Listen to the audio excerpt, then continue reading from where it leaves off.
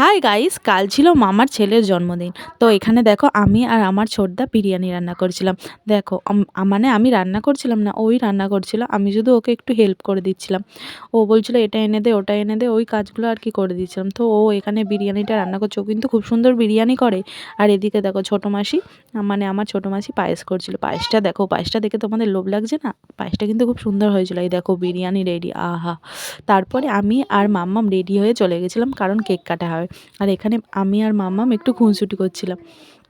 তারপরে ছাদে চলে গেলাম, ওখানে ভাইয়ের কেক কাটা হয়েছিল। এই যে ভাই এখানে কেক কাটছে আর ওর বন্ধু বান্ধবী সবাই চলে এসেছে। তারপর মামি ওকে কেক খাইয়ে দিল। এটাও আমার একটা মামি, ক্যামেরা অন করেছে আর মামি মুখ লুকিয়ে নিয়েছে। আর এই যে হচ্ছে বার্থডে বয়।